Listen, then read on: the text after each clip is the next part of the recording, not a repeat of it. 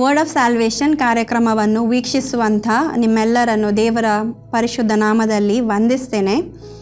ಈ ದಿವಸ ನಾನು ದೇವರ ವಾಕ್ಯವನ್ನು ಆಡಲಿಕ್ಕಿರುವಂಥದ್ದು ಅದು ಏಸುವೆ ಒಳ್ಳೆ ಔಷಧ ಎಂಬ ಟಾಪಿಕ್ನ ಮೇಲೆ. ಏಸುವೆ ಒಳ್ಳೆ ಔಷಧ ಎಂಬುದಾಗಿ ಈ ಟಾಪಿಕನ್ನು ನಾನು ಹೇಗೆ ತಗೊಂಡೆ ಅಂತ ಹೇಳುವಾಗ, ಜ್ಞಾನೋಕ್ತಿಗಳು 17ನೇ ಅಧ್ಯಾಯದ 22ನೇ ವಚನದ ಮೇಲೆ. ಅಲ್ಲಿ ವಚನ ಹೀಗೆ ಹೇಳ್ತದೆ, ಹರ್ಷ ಹೃದಯವು ಒಳ್ಳೆ ಔಷಧ. ಹರ್ಷ ಹೃದಯವು ಒಳ್ಳೆಯ ಔಷಧ ಎಂಬುದಾಗಿ ಜ್ಞಾನೋಕ್ತಿ 17ನೇ ಅಧ್ಯಾಯದ 22ನೇ ವಚನವು ಹೇಳ್ತದೆ. ಹಾಗಾದರೆ ಹರ್ಷ ಹೃದಯ ಇರಬೇಕಾದ್ರೆ ಮನುಷ್ಯನ ಜೀವಿತದಲ್ಲಿ ಏನಿರಬೇಕೆಂಬುದಾಗಿ ನಾವು ನೋಡೋದಾದರೆ, ಆತನ ಜೀವಿತದಲ್ಲಿ ಒಂದು ಒಳ್ಳೆ ರಿಲೇಷನ್ಶಿಪ್ ಇರಬೇಕು ಅಂತ ಹೇಳಿದರೆ, ಅವನು ಯಾರೊಂದಿಗೂ ಕೂಡ ಮನಸ್ತಾಪ ಮಾಡದೇ ಇರುವವನು, ಬದಲಾಗಿ ಅವನು ಪ್ರೀತಿ ಅನ್ಯೋನ್ಯತೆಯಲ್ಲಿ ಇದ್ದಂಥ ಒಂದು ಒಳ್ಳೆ ರಿಲೇಷನ್ಶಿಪ್ಪನ್ನು ಇಟ್ಕೊಳ್ಳುವಂಥ ವ್ಯಕ್ತಿ ಆಗಿರಬೇಕು. ಆಗ ಅವನ ಹೃದಯವು ಹರ್ಷವಾಗಿರ್ತದೆ. ಇನ್ನೊಂದು ನಾವು ನೋಡ್ತೇವೆ, ಯಾರಿಗೆ ಒಳ್ಳೆ ಆರೋಗ್ಯ ಇರ್ತದ ಅಂಥ ವ್ಯಕ್ತಿಗಳು ಕೂಡ ಹರ್ಷ ಹೃದಯವುಳ್ಳವರಾಗಿರ್ತಾರೆ. ಯಾರಿಗೆ ಅಸೌಖ್ಯತೆ ಇರ್ತದೆ ಅವರು ಸಂತೋಷವಾಗಿರ್ಲಿಕ್ಕಾಗ್ತದ? ಇಲ್ಲ. ಬದಲಾಗಿ ಯಾರು ಆರೋಗ್ಯವುಳ್ಳವರಾಗಿರ್ತಾರ ಅವರ ಹೃದಯವು ಹರ್ಷವಾಗಿರ್ತದೆ. ಮತ್ತು ಯಾವ ಕೊರತೆ ಇಲ್ಲದೆ ಇರುವಂಥದ್ದು. ಯಾವ ಕೊರತೆ ಅಂತ ಹೇಳಿದರೆ ರಿಚ್ ಅಂತ ಹೇಳಿ ನಾನು ಹೇಳುವಂಥದ್ದಲ್ಲ, ಬದಲಾಗಿ ಅವರಿಗೆ ಎಷ್ಟು ಅಗತ್ಯತೆ ಉಂಟ ಅಷ್ಟು ದೇವರು ಒದಗಿಸಿಕೊಟ್ರೆ ಆ ವ್ಯಕ್ತಿ ಏನಾಗಿರ್ತಾನಂತೆ, ಅವನು ಹರ್ಷವುಳ್ಳ ಹೃದಯವುಳ್ಳವನಾಗಿರ್ತಾನೆ. ಸೊ ಈ ದಿವಸ ನಾನು ದೇವರು ಆರೋಗ್ಯ ಕೊಡುವ ದೇವರಾಗಿದ್ದಾನೆ. ಆದದ್ರಿಂದ ನಾನು ಹೇಳ್ತೇನೆ, ಏಸುವೆ ಆ ಒಳ್ಳೆ ಔಷಧವಾಗಿದ್ದಾನೆ ಎಂಬುದಾಗಿ. ಆರೋಗ್ಯದಾಯಕನಾದಂಥ ಯೆಹೋವ ರಾಫನಾದಂಥ ನಮ್ಮ ಯೇಸು ಸ್ವಾಮಿಯೇ ನಮ್ಮ ಒಳ್ಳೆ ಔಷಧವಾಗಿದ್ದಾನೆ ಎಂಬುದನ್ನು ಹೇಳುವುದರಲ್ಲಿ ಯಾವ ಸಂಶಯ ನನಗಿಲ್ಲ. ಯಾಕಂದರೆ ನಾನು ಇನ್ನು ಹೇಳುವಂಥ ವಚನವನ್ನು ನಿಮಗೆ ಗೊತ್ತಾಗುವಾಗ ನಿಮಗೆ ಕೂಡ ಅರ್ಥವಾಗ್ತದೆ. ಏನಂತ ಹೇಳಿದರೆ, ಯೇಸುವೆ ಒಳ್ಳೆ ಔಷಧವಾಗಿದ್ದಾನೆ ಎಂಬುದಾಗಿ. ಯೇಸು ಸ್ವಾಮಿ ಈ ಲೋಕದಲ್ಲಿ ಇರುವಾಗ, ಆತನು ಮನುಷ್ಯನಾಗಿ ಈ ಲೋಕದಲ್ಲಿ ಜೀವಿಸುವಂಥ ಸಮಯದಲ್ಲಿ ನಾವು ನೋಡ್ತೇವೆ ಯಾವ ರೀತಿಯಾಗಿ ಆತನು ಜನರಿಗೆ ಆರೋಗ್ಯವನ್ನು ಕೊಟ್ಟನೆಂಬುದಾಗಿ. ಮೊದಲನೇದಾಗಿ ಆತನು ತನ್ನ ಬಾಯ ಮಾತಿನಿಂದ ಗುಣಪಡಿಸ್ತಾನೆ. ಎರಡನೇದಾಗಿ ಆತನು ತನ್ನ ಹಸ್ತದನ್ನು ಮುಟ್ಟಿ ಆತನು ಗುಣಪಡಿಸ್ತಾನೆ. ಮೂರನೇದನ್ನು ನಾವು ನೋಡ್ತೇವೆ, ಆತನೊಂದು ಮೆಡಿಸಿನನ್ನೇ ಪ್ರಿಪೇರ್ ಮಾಡಿ ಆತನು ಗುಣಪಡಿಸಿದ್ದನ್ನು ಕೂಡ ನಾವು ನೋಡ್ತೇವೆ. ನಾವು ನೋಡೋದಾದರೆ ಬಾಯಿ ಮಾತು ಅಂತ ಹೇಳುವಾಗ ಯಾವ ವ್ಯಕ್ತಿ ಆ ಒಂದು 38 ವರ್ಷದಿಂದ ಯೋಹಾನನ ಸುವಾರ್ತೆಯಲ್ಲಿ ನಾವು ನೋಡ್ತೇವೆ, 38 ವರ್ಷದಿಂದ ಬಳಲ್ತಿದ್ದಂಥ ಪ್ಯಾರಲೈಸ್ ಆಗಿದ್ದಂಥ ಒಂದು ವ್ಯಕ್ತಿಯನ್ನು ಯೇಸು ಸ್ವಾಮಿ ತನ್ನ ಬಾಯ ಮಾತಿನಿಂದ ಗುಣಪಡಿಸ್ತಾನೆ. ಅವನಿಗೆ ಏನು ಹೇಳ್ತಾರೆ ಯೇಸು ಸ್ವಾಮಿ, ನೀನು ಎದ್ದು ನಿನ್ನ ಹಾಸಿಗೆಯನ್ನು ಎತ್ತಿಕೊಂಡು ಹೋಗು ಎಂಬುದಾಗಿ ಹೇಳುವಾಗ ಆತನು ಎದ್ದು ನಡೆದಾಡಲಿಕ್ಕೆ ಪ್ರಾರಂಭಿಸ್ತಾನೆ. 38 ವರ್ಷದಿಂದ ಪ್ಯಾರಲೈಸ್ ಆಗಿದ್ದಂಥ ವ್ಯಕ್ತಿ ಯೇಸುವಿನ ಬಾಯ ಮಾತಿನಿಂದ ಗುಣ ಹೊಂದಿದ್ದನ್ನು ನಾವು ನೋಡ್ತೇವೆ. ಯೇಸುವೆ ಒಳ್ಳೆ ಔಷಧವಾಗಿದ್ದಾನೆ. ಎರಡನೇದಾಗಿ ನಾವು ನೋಡ್ತೇವೆ, ಪೇತ್ರನ ಅತ್ತೆಗೆ ಜ್ವರ ಬಂದಂಥ ಸಮಯದಲ್ಲಿ ಯೇಸು ಸ್ವಾಮಿ ತನ್ನ ಹಸ್ತವನ್ನು ಇಟ್ಟು ಆ ಪೇತ್ರನ ಅತ್ತೆಯ ಜ್ವರವನ್ನು ಆತನು ಗುಣಪಡಿಸಿದನ್ನು ನಾವು ನೋಡ್ತೇವೆ. ಹಾಗಾದರೆ ಯೇಸುವೆ ಒಳ್ಳೆ ಔಷಧವಾಗಿದ್ದಾನೆ. ಮೂರನೇದಾಗಿ ನಾವು ನೋಡ್ತೇವೆ, ಒಂದು ಹುಟ್ಟು ಕುರುಡನಿಗೆ ಯೇಸು ಸ್ವಾಮಿ ಏನು ಮಾಡ್ತಾರೆ, ತನ್ನ ಎಂಜಿಲನ್ನು ನೆಲದ ಮೇಲೆ ಉಗುಳಿ ಕೆಸರು ಮಾಡಿ ಅದನ್ನು ಆತನ ಕಣ್ಣಿನ ಮೇಲೆ ಇಟ್ಟು ಸಿಲುವ ಕೊಳಕ್ಕೆ ಹೋಗಿ ನೀನು ತೊಳಕೋ ಎಂಬುದಾಗಿ ಹೇಳುವಾಗ ಆತನ ಕಣ್ಣಿಗೆ ಏನು ಬರ್ತದೆ, ದೃಷ್ಟಿ ಬರುವುದನ್ನು ನಾವು ನೋಡ್ತೇವೆ. ಸೊ ಯೇಸುವೆ ಆ ಒಂದು ಮೆಡಿಸಿನನ್ನು ಮಾಡಿ ಕೊಟ್ಟಿದ್ದಾನೆ ಅಂತ ಹೇಳುವಾಗ ಯೇಸುವೆ ಒಳ್ಳೆ ಔಷಧ ಆಗಿದ್ದಾನೆ ಎಂಬುದಾಗಿ ಹೇಳುವುದರಲ್ಲಿ ಯಾವ ಸಂಶಯ ಕೂಡ ನಮಗಿಲ್ಲ. ಈಗ ನಾವು ನೋಡೋದಾದರೆ ಸೈನ್ಸ್ ಮತ್ತು ಮೆಡಿಸಿನನ್ನು ನಾವು ನೋಡೋದಾದರೆ, ಮತ್ತು ಇನ್ನೊಂದು ಸೈಡಲ್ಲಿ ನಾವು ಬೈಬಲನ್ನು ನೋಡೋದಾದರೆ, ಸತ್ಯವೇದವನ್ನು ನಾವು ನೋಡೋದಾದರೆ, ಸೈನ್ಸ್ ಎಷ್ಟು ಅದು ಅಡ್ವಾನ್ಸ್ ಆಗಿದೆ ಅಂತ ಹೇಳಿದರೆ, ಸೈನ್ಸ್ ನಮಗೆ ಏನು ಕೊಡ್ತದೆ, ಅದು ನಾಲೆಜ್ ಕೊಡ್ತದೆ, ಅದು ಆರೋಗ್ಯ ಕೊಡ್ತದೆ. ಸೈನ್ಸ್ ಅಥವಾ ಮೆಡಿಸಿನ್ ಅಂತ ಹೇಳುವಾಗ ಅದೇನು ಕೊಡ್ತದೆ, ಅದು ನಾಲೆಜ್ ಕೊಡ್ತದೆ. ನಾವು ಮೆಡಿಸಿನನ್ನು ಕಲಿಯುವಾಗ ಅಥವಾ ಸೈನ್ಸ್ ನಾವು ಕಲಿಯುವಾಗ ನಮಗೇನು ಸಿಗ್ತದೆ, ನಮಗೆ ಜ್ಞಾನ ಸಿಗ್ತದೆ, ನಮಗೆ ನಾಲೆಜ್ ಸಿಗ್ತದೆ. ಎರಡನೇದಾಗಿ ಅದರಿಂದ ನಮಗೇನು ಸಿಗ್ತದೆ, ಆರೋಗ್ಯ ಸಿಗ್ತದೆ. ಆ ಮೆಡಿಸಿನ್ಗಳಿಂದ ನಮಗೇನು ಸಿಗ್ತದೆ, ಆರೋಗ್ಯ ಸಿಗ್ತದೆ. ಮೂರನೇದಾಗಿ ಅದು ಏನಾಗ್ತದೆ ಅಂತ ಹೇಳಿದರೆ, ಅದು ಜೀವ ಕೂಡ ಕೊಡ್ತದೆ. ಅನೇಕರಿಗೆ ಸಾಯುವಂಥ ವ್ಯಕ್ತಿಗಳಿಗೆ ಅದು ಏನು ಕೊಡ್ತದೆ, ಜೀವ ಕೂಡ ಕೊಡ್ತದೆ. ಈಗದ ಅಡ್ವಾನ್ಸ್ ಟೆಕ್ನಾಲಜಿಗಳನ್ನು, ಆ ಒಂದು ಇಕ್ವಿಪ್ಮೆಂಟ್ಸ್ಗಳನ್ನು ಅವರು ಯೂಸ್ ಮಾಡುವಾಗ ಮನುಷ್ಯನಿಗೆ ಏನಾಗಲಿಕ್ಕೆ ಸಾಧ್ಯತೆ ಉಂಟು, ಸಾಯುವಂಥ ವ್ಯಕ್ತಿಯನ್ನು ಕೂಡ ಬದುಕಿಸಿದನ್ನು ನಾವು ನೋಡಿದ್ದೇವೆ. ಹಾಗಾದರೆ ಸತ್ಯವೇದಕ್ಕೆ ಎಂತ ನಾವು ಅದನ್ನು ಡಿಫ್ರೆನ್ಷಿಯೇಟ್ ಮಾಡ್ಬೋದು ಅಂತ ಹೇಳಿ ನೋಡುವಾಗ, ಸತ್ಯವೇದ ಕೂಡ ನಮಗೇನು ಕೊಡ್ತದೆ, ಸತ್ಯವೇದ ಓದುವಾಗ ನಮಗೆ ನಾಲೆಜ್ ಸಿಗ್ತದೆ, ಸತ್ಯವೇದ ಓದುವಾಗ ನಮಗೆ ಆರೋಗ್ಯ ಸಿಗ್ತದೆ. ಯಾಕಂತ ಹೇಳಿದ್ರೆ ವಚನಗಳು ಹೇಳ್ತದೆ, ನೀವು ವಾಕ್ಯವನ್ನು ಓದಿದರೆ ನಿಮಗೆ ಆರೋಗ್ಯ ಸಿಗ್ತದೆ ಅಂತ ಹೇಳ್ಕೊಂಡು. ಆದರೆ ಸತ್ಯವೇದ ಮಾತ್ರ ಯಾವಾಗ ನಾವು ದೇವರ ವಾಕ್ಯವನ್ನು ಓದ್ತೇವ ಅದು ಮಾತ್ರ ನಮಗೆ ನಿತ್ಯ ಜೀವವನ್ನು ಕೊಡ್ತದೆ. ಸೈನ್ಸ್ ಅಥವಾ ಮೆಡಿಸಿನ್ ಜೀವ ಕೊಡ್ತದೆ, ಆದರೆ ಸತ್ಯವೇದ ಓದುವಾಗ, ದೇವರ ವಾಕ್ಯವನ್ನು ನಾವು ಓದುವಾಗ ಅದು ನಮಗೆ ನಿತ್ಯ ಜೀವವನ್ನು ಕೊಡ್ತದೆ ಎಂಬುದನ್ನು ನಾವು ಸತ್ಯವೇದದಲ್ಲಿ ತಿಳ್ಕೊಳ್ಳುವವರಾಗಿದ್ದೇವೆ. ಹಾಗಾದರೆ ಸೈನ್ಸ್ ನಮಗೂ ಸೇಮ್ ಅದೇನೇ ಕೊಡ್ತದೆ ಅಂತ ಹೇಳಿದರೆ, ನಾಲೆಜ್ ಕೊಡ್ತದೆ, ಹೆಲ್ತ್ ಕೊಡ್ತದೆ, ಲೈಫ್ ಕೊಡ್ತದೆ. ಅದೇ ರೀತಿಯಾಗಿ ನಾವು ಸತ್ಯವೇದಕ್ಕೆ ಬರುವಾಗ ಅದು ನಮಗೆ ನಾಲೆಜ್ ಕೊಡ್ತದೆ, ಹೆಲ್ತ್ ಕೊಡ್ತದೆ, ಆದರೆ ನಮಗೆ ಅದು ಕೊಡುವಂಥದ್ದು ಜೀವ ಮಾತ್ರ ಅಲ್ಲ, ಅದು ನಿತ್ಯ ಜೀವವನ್ನು ಕೂಡ ಅದು ಕೊಡುವಂಥದ್ದಾಗಿದೆ. ಹಾಗಾದರೆ ಮೆಡಿಸಿನ್, ಒಬ್ಬ ವ್ಯಕ್ತಿ ಮೆಡಿಸಿನ್ ತೆಗೆದುಕೊಳ್ಳೋದಾದರೆ ಅವನಿಗೇನಾಗ್ತದೆ, ಅವನಿಗೆ ಆರೋಗ್ಯ ಸಿಗ್ತದೆ. ಯಾರು ಸಿಕ್ಕಾಗಿರ್ತಾರೋ ಅವರು ಆರೋಗ್ಯವುಳ್ಳರಾಗ್ತಾರೆ. ಮತ್ತು ಅನೇಕರು ತಮ್ಮ ಹೆಲ್ತನ್ನು ಮೇಂಟೈನ್ ಮಾಡಲಿಕ್ಕೆ ಕೂಡ ಏನು ಮಾಡ್ತಾರೆ, ಮೆಡಿಸಿನ್ ತೆಗೆದುಕೊಳ್ತಾರೆ. ಈಗ ಡಯಾಬಿಟಿಕ್ ಅಥವಾ ಹೈಪರ್ಟೆನ್ಸಿವ್ ಆಗಿರುವಂತಹ ವ್ಯಕ್ತಿಗಳು ಅವರೇನು ಮಾಡ್ತಾರೆ, ಅವರ ಅದು ಡಯಾಬಿಟೀಸ್ ಮತ್ತು ಹೈಪರ್ ಟೆನ್ಷನ್ ಅದು ನಾರ್ಮಲ್ ಆಗಿ ಮೇಂಟೈನ್ ಆಗಬೇಕಾದ್ರೆ ಅವರೇನು ಮಾಡಬೇಕು, ಜೀವನ ಪೂರ್ತಿ ಅವರೇನು ಮಾಡ್ತಾ ಇರ್ತಾರೆ, ಅವರು ಮೆಡಿಸಿನ್ ತೆಗೆದುಕೊಂಡೇ ಅದನ್ನು ಮೇಂಟೈನ್ ಮಾಡ್ಕೊಳ್ತಾರೆ. ಸೊ ಮೆಡಿಸಿನ್ ತೆಗೆದುಕೊಳ್ಳೋದ್ರಿಂದ ಅವ್ರಿಗೆ ಏನಾಗ್ತದೆ, ಅವರ ಹೆಲ್ತ್ ಅದು ಮೇಂಟೈನ್ ಆಗ್ತದೆ ಅಥವಾ ಅವರಿಗೆ ಹೆಲ್ತ್ ರಿಕವರ್ ಆಗ್ತದೆ. ಅದೇ ರೀತಿಯಾಗಿ ವಾಕ್ಯ ಹೇಳ್ತದೆ, ಸತ್ಯವೇದವನ್ನು ಓದುವವರಿಗೆ ಕೂಡ ಏನಾಗ್ತದೆ, ಸತ್ಯವೇದದ ವಾಕ್ಯವನ್ನು ಓದಿ ಅದನ್ನು ನಡೆಯೋದ ಪ್ರಕಾರ ಏನಾಗ್ತದೆ, ಅವರ ಜೀವಿತದಲ್ಲೂ ಕೂಡ ಆರೋಗ್ಯ ಇರ್ತದೆ ಅಂತ ಹೇಳಿ ವಚನಗಳು ನಮಗೆ ತಿಳಿಸ್ತದೆ. ಆದರೆ ನಾನು 5 ವಿಚಾರಗಳನ್ನು ಈ ದಿವಸ ನಿಮ್ಮೊಂದಿಗೆ ಶೇರ್ ಮಾಡ್ತೇನೆ. ಮೊದಲನೇದಾಗಿ ನಾವು ನೋಡ್ತೇವೆ ಜ್ಞಾನೋಕ್ತಿ 4ನೇ ಅಧ್ಯಾಯ 20ರಿಂದ 22ನೇ ವಚನದವರೆಗೆ. ಜ್ಞಾನೋಕ್ತಿ 4ನೇ ಅಧ್ಯಾಯ ವಚನ 20ರಿಂದ 22. ಅಲ್ಲಿ ನಾವು ನೋಡ್ತೇವೆ, ವಚನ ಹೇಳ್ತದೆ ನೋಡಿ, ಕಂದ ನನ್ನ ಮಾತನ್ನು ಲಾಲಿಸು, ನನ್ನ ನುಡಿಗಳಿಗೆ ಕಿವಿಗೊಡು, ನಿನ್ನ ದೃಷ್ಟಿಯು ಅವುಗಳ ಮೇಲೆ ತಪ್ಪದಿರಲಿ, ಅವುಗಳನ್ನು ನಿನ್ನ ಹೃದಯದ ಒಳಗೆ ಇಟ್ಟುಕೋ, ಅವುಗಳನ್ನು ಹೊಂದುವವರಿಗೆ ಅವು ಜೀವವು, ದೇಹಕ್ಕೆಲ್ಲ ಅದೇ ಆರೋಗ್ಯವು. ನೋಡಿ, ದೇಹಕ್ಕೆಲ್ಲ ಅದೇ ಆರೋಗ್ಯವು. ಏನು ಆರೋಗ್ಯವಾಗಿದೆ? ವಚನ ಹೇಳ್ತದೆ, ಮೊದಲು ದೇವರ ವಾಕ್ಯ ನಮ್ಮನ್ನು ಹೇಗೆ ಆತನು ಕರಿತಾನೆ, ಯಾವ ರೀತಿ ನಮಗೆ ಅಡ್ರೆಸ್ ಮಾಡ್ತಾನಂದರೆ ಕಂದ ಎಂಬುದಾಗಿ ಆತನು ನಮ್ಮನ್ನು ಕರಿತಾನೆ. ಪ್ರೀತಿಯಿಂದ ನಮ್ಮನ್ನು ಕರೆಯುವಾಗ ನಾವೇನು ಮಾಡಬೇಕು ನೋಡಿ, ಅಲ್ಲಿ ಹೇಳ್ತದೆ ನನ್ನ ಮಾತನ್ನು ಲಾಲಿಸು. ಲಾಲಿಸುವುದು ಅಂತ ಹೇಳಿದರೆ ಅಟೆಂಟಿವ್ ಆಗಿರುವಂಥದ್ದು. ಯಾವಾಗ ದೇವರ ವಾಕ್ಯವನ್ನು ನಾವು ಕೇಳ್ತೇವೆ, ನಮ್ಮ ದೇವರ ವಾಕ್ಯವು ನಮಗೆ ಬರ್ತದೆ, ನಾವು ಅದಕ್ಕೆ ಏನು ತೋರಿಸ್ಬೇಕು, ಅಟೆನ್ಷನನ್ನು ತೋರಿಸ್ಬೇಕು. ಫಾರ್ ಎಕ್ಸಾಂಪಲ್, ಒಂದು ವ್ಯಕ್ತಿ ಮಾತನಾಡುವಂಥ ಸಮಯದಲ್ಲಿ ನಾವು ಅತ್ತಿತ್ತ ನೋಡಿದರೆ ಏನಾಗುವುದಿಲ್ಲ, ನಮಗೆ ಅಟೆನ್ಷನ್ ಇರುವುದಿಲ್ಲ. ಅವರು ಏನು ಹೇಳ್ತಾರೋ ಅದು ನಮ್ಮ ಕಿವಿಗೆ ಹೋಗುವುದಿಲ್ಲ. ಬದಲಾಗಿ ಒಬ್ಬರು ಮಾತನಾಡುವಾಗ ನಾವು ಅವರಿಗೆ ಕಿವಿಗೊಟ್ಟರೆ ಏನಾಗ್ತದೆ ಅಂತ ಹೇಳಿದರೆ ನಾವು ಅಟೆಂಟಿವ್ ಆಗಿರ್ತೇವೆ. ನನ್ನ ನುಡಿಗಳಿಗೆ ಕಿವಿಗೊಡು. ನಾವು ಯಾವಾಗ ಒಬ್ಬ ವ್ಯಕ್ತಿಗೆ ಅಟೆಂಟಿವ್ ಆಗಿರ್ತೇವೆ, ಅವರು ಹೇಳುವಂಥ ಮಾತುಗೆ ನಾವೇನು ಮಾಡ್ತೇವೆ, ಕಿವಿಗೊಡ್ತೇವೆ. ಸೊ ಅದು ನಮ್ಮ ಕಿವಿಗೆ ಹೋಗ್ತದೆ. ಮತ್ತು ನಿನ್ನ ದೃಷ್ಟಿಯು ಅವುಗಳ ಮೇಲೆ ತಪ್ಪದಿರಲಿ. ದೇವರ ವಾಕ್ಯದ ಮೇಲೆ ನಮ್ಮ ದೃಷ್ಟಿಯು ಏನಾಗಬಾರ್ದಂತೆ, ತಪ್ಪಬಾರ್ದು. ನಾವು ಅದಕ್ಕೆ ಅಟೆನ್ಷನ್ ಕೊಡಬೇಕು, ನಾವು ಅದಕ್ಕೆ ಕಿವಿಗೊಡಬೇಕು, ಮತ್ತು ನಮ್ಮ ದೃಷ್ಟಿಯು ಆ ವಾಕ್ಯದ ಮೇಲಿಂದ ತಪ್ಪಬಾರದು ಎಂಬುದಾಗಿ ಹೇಳ್ತದೆ. ಮಾತ್ರ ಅಲ್ಲ, ಆ ವಾಕ್ಯಗಳನ್ನು ಎಲ್ಲಿಟ್ಕೊಳ್ಬೇಕಂತೆ, ನಮ್ಮ ಹೃದಯದ ಒಳಗೆ ಇಟ್ಕೊಳ್ಬೇಕೆಂಬುದಾಗಿ ವಚನ ಹೇಳ್ತದೆ. ಅವುಗಳನ್ನು ಹೊಂದುವವರಿಗೆ, ಆ ವಾಕ್ಯವನ್ನು ಯಾರು ಹೊಂತಾರೋ ಅವರಿಗೆ ಏನುಂಟಂತೆ, ಜೀವ ಉಂಟೆಂಬುದಾಗಿ ಹೇಳ್ತದೆ. ಈ ಜೀವ ಯಾವ ಜೀವ ಅಂತ ಹೇಳಿ ನಾವು ನೋಡುವಾಗ ಇದು ನಿತ್ಯ ಜೀವವಾಗಿದೆ. 1 ಯೋಹನ 5ನೇ ಅಧ್ಯಾಯದ 11ರಿಂದ 12ನೇ ವಚನ ನಾವು ನೋಡುವಾಗ ಅಲ್ಲಿ ಹೇಳ್ತದೆ, ದೇವರು ನಮಗೆ ನಿತ್ಯ ಜೀವವನ್ನು ಅನುಗ್ರಹಿಸಿದನು, ಆ ಜೀವವು ಆತನ ಮಗನಲ್ಲಿ ಅದೇ ಎಂಬುದಾಗಿ. ಅಂದರೆ ದೇವರ ವಾಕ್ಯವನ್ನು ಯಾರು ಹೊಂತಾರೋ ಅವರು ನಿತ್ಯ ಜೀವನ ಹೊಂದಿದಾಗ. ಯಾಕಂದರೆ ದೇವರ ವಾಕ್ಯವೇ ಯಾರಾಗಿದ್ದಾನೆ, ಯೇಸುವೆ ಆ ವಾಕ್ಯ ಆಗಿರೋದ್ರಿಂದ ಯಾವಾಗ ಆ ವಾಕ್ಯವನ್ನು ನೀವು ಹೊಂದಿದ್ರು ಅಂದರೆ ನೀವು ಯೇಸುವನ್ನು ಹೊಂದಿದ್ರಿ, ಆ ನಿತ್ಯ ಜೀವವನ್ನು ಕೂಡ ಆತನೊಂದಿಗೆ ನೀವು ಹೊಂದಿದ್ರಿ ಎಂಬುದಾಗಿ ದೇವರ ವಚನವು ಸ್ಪಷ್ಟಪಡಿಸುವಂಥದ್ದಾಗಿದೆ. ಹಾಗಾದರೆ ಮತ್ತೊಂದು ಆವರ್ತಿ ನಾನು ಹೇಳ್ತೇನೆ, ದೇವರ ವಾಕ್ಯಕ್ಕೆ ನಾವೇನು ಕೊಡಬೇಕು, ಲಾಲಿಸಬೇಕು. ಆ ವಾಕ್ಯವನ್ನು ನಾವು ಲಾಲಿಸಬೇಕು. ಈಗ ಇಲ್ಲಿ ಹೇಳ್ತದೆ, ನನ್ನ ಮಾತನ್ನು ಲಾಲಿಸು, ನನ್ನ ಮಾತಿಗೆ ಕಿವಿಗೊಡು ಎಂಬುದಾಗಿ ಹೇಳುವಾಗ ನಾವು ಅರ್ಥ ಮಾಡ್ಕೊಳ್ಬೇಕೇನಂತ ಹೇಳಿದರೆ, ನನ್ನ ಮಾತು ಅಂತ ಹೇಳಿದರೆ ದೇವರ ವಾಕ್ಯ ಅಂತ ಹೇಳಿದರೆ ಏನಾಗಿದೆ, ಅದು ಯೇಸು ಸ್ವಾಮಿ ಆಗಿದ್ದಾನೆ. ವಾಕ್ಯವೇ ಏನಾಗಿದ್ದಾನೆ, ನರಾವತಾರ ಹೊತ್ತು ಅವನು ನಮ್ಮ ಮಧ್ಯೆ ವಾಸಿಸ್ತಾ ಇದ್ದಾನೆ ಅಂತ ಹೇಳಿದರೆ ವಾಕ್ಯವು ಯಾರಾಗಿದ್ದಾನೆ, ಯೇಸು ಆಗಿದ್ದಾನೆ. ಸೊ ಈಗ ನಾವು ಈ ಮಾತು ಮತ್ತು ನುಡಿ ಅಂತ ಹೇಳುವುದಕ್ಕೆ ಯೇಸುವನ್ನು ಹಾಕಿ ಒಂದು ವೇಳೆ ಓದುವುದಾದರೆ ನಮಗೇನರ್ಥ ಆಗ್ತದೆ, ಕಂದ ಯೇಸುವನ್ನು ಆಲಿಸು, ಅಂದರೆ ಯೇಸುವಿಗೆ ನೀವು ಅಟೆನ್ಷನ್ ಆಗಿ, ಮತ್ತು ಯೇಸುವಿನ ಮಾತಿಗೆ, ಯೇಸುವಿಗೆ ನೀವು ಕಿವಿಗೊಡು, ಯೇಸುವಿಗೆ ನೀನು ಕಿವಿಗೊಡು, ಮತ್ತು ನಿನ್ನ ದೃಷ್ಟಿಯು ಯೇಸುವಿನ ಮೇಲೆ ತಪ್ಪಬಾರ್ದು, ಮತ್ತು ನೀನು ಯೇಸುವನ್ನು ನಿನ್ನ ಹೃದಯದೊಳಗೆ ಇಟ್ಟುಕೋ, ಮತ್ತು ಯೇಸುವನ್ನು ಹೊಂದುವವರಿಗೆ ಅವು ಜೀವವಾಗಿದೆ. ಆತನು ಏನಾಗಿದ್ದಾನೆ, ಯೇಸುವನ್ನು ಹೊಂದುವವರಿಗೆ ಆತನು ಜೀವವಾಗಿದ್ದಾನೆ ಎಂಬುದಾಗಿ ಅಟೆನ್ಷನ್ ಕೊಡಬೇಕು, ಆತನಿಗೆ ಕಿವಿಗೊಡಬೇಕು, ಆತನ ಮೇಲೆ ನಮ್ಮ ದೃಷ್ಟಿ ತಪ್ಪಬಾರ್ದು, ಮತ್ತು ಆತನನ್ನು ನಾವು ಹೊಂದ್ಕೊಳ್ಬೇಕು, ಆತನನ್ನು ನಮ್ಮ ಹೃದಯದಲ್ಲಿ ಇಟ್ಕೊಳ್ಬೇಕು. ಆಗ ನಮಗೆ ಜೀವ ಸಿಗ್ತದೆ ಅಂತ ಹೇಳಿದರೆ ನಿತ್ಯ ಜೀವ ಸಿಗ್ತದೆ. ಮಾತ್ರವಲ್ಲ, ದೇಹಕ್ಕೆಲ್ಲ ಅದೇ ಆರೋಗ್ಯವಾಗಿದೆ. ಯಾವಾಗ ನಾವು ಯೇಸು ಸ್ವಾಮಿಯನ್ನೇ ನಮ್ಮ ಒಳಗೆ ಇಟ್ಕೊಂಡ್ಬಿಟ್ರೆ, ನಮ್ಮ ಹೃದಯದೊಳಗೆ ಹಾಕಿಬಿಟ್ರೆ, ಅವರು ನಮ್ಮ ರಕ್ತದಲ್ಲಿ, ನಮ್ಮ ನರಗಳಲ್ಲಿ ಅವರೇ ಇದ್ದುಬಿಟ್ರೆ ನಮಗೇನುಂಟು? ಅಸೌಖ್ಯತೆಯೇ ಇಲ್ಲ. ಯಾಕಂತೇಳಿದರೆ ಆತನು ಯೆಹೋ ರಾಫನಾಗಿದ್ದಾನೆ.